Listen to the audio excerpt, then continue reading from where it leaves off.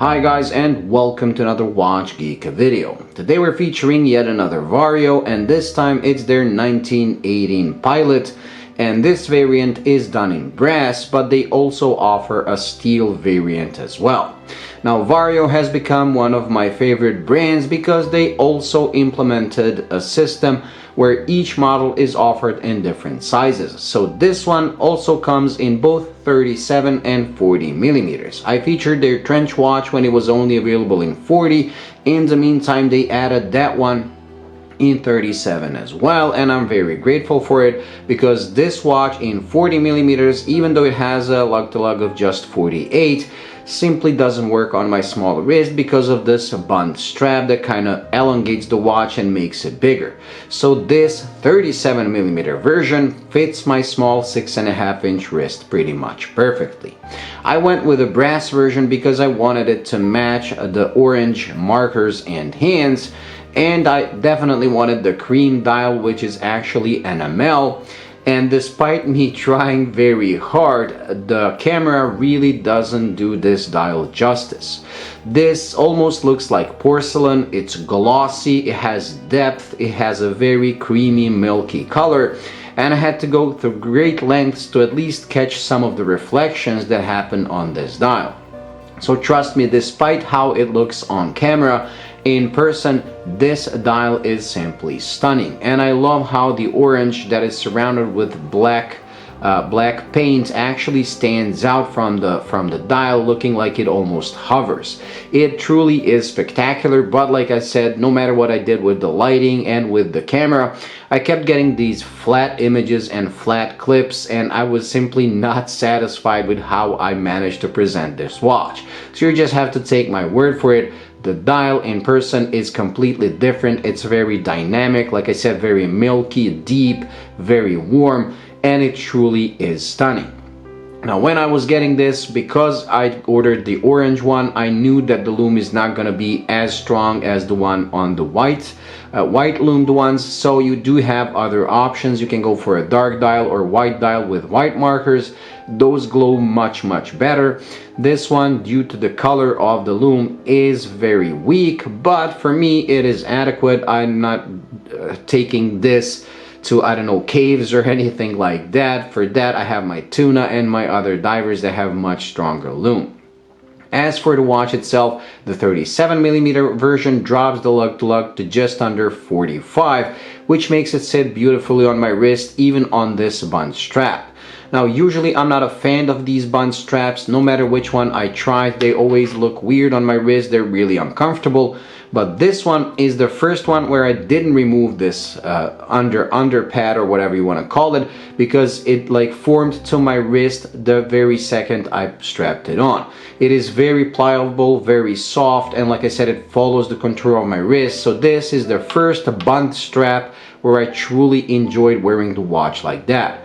Now they do offer other options as well. This is the stock one with these screws that hold the strap, because these are true like wired lugs, but they also offer a single pass with the under pad that you can remove, and they offer a regular one which is a clip-on strap if you want to try that. I did try all the three options, but this one I found the best. The one with the screws with the pad on simply looks the best and sits on my wrist the best. The watch is powered by a manual wind Miyota movement that beats at 21,600 bph, and it doesn't come with hacking. So it is as basic as it can get, and I believe they did that on purpose. Where this differs from their trench watch is not only the tilted dial, but also the fact that this one has a big central seconds, while that one has a small seconds at 6 o'clock.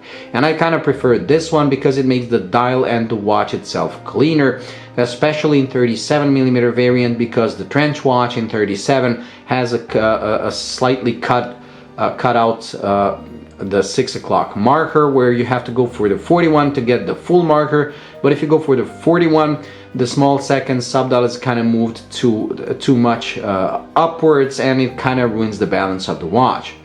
So when it comes to the overall looks, I prefer the Pilot to the trench.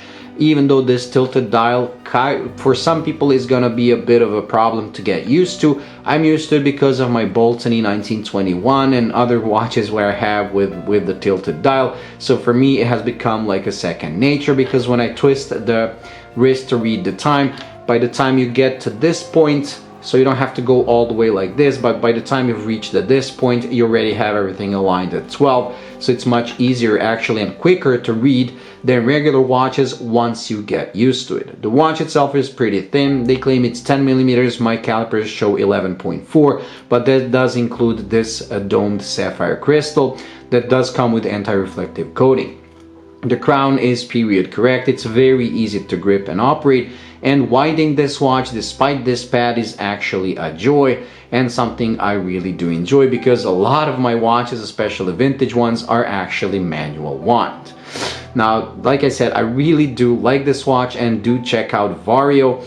If you have a bigger wrist, go for the 40, but anything under 7-inch wrist, I would go for the 37, because it might appear small on paper, but trust me, it is not small. The bund, this underpad, actually expands it, gives it a lot more wrist presence, and it actually looks cooler when it's small like this, because it does remind me of vintage watches that it's based on. So a great watch, very simple, and with the price of $388, it's not too expensive for what you get, especially the dial. The dial is a work of art, and I'm really sorry that I wasn't able to capture the beauty on camera, and that happens a lot to me, and usually I'm okay with it, but when I really like the watch and when it really impresses me in person, I really feel bad for not being able to transfer that to the camera, and this is one of those watches.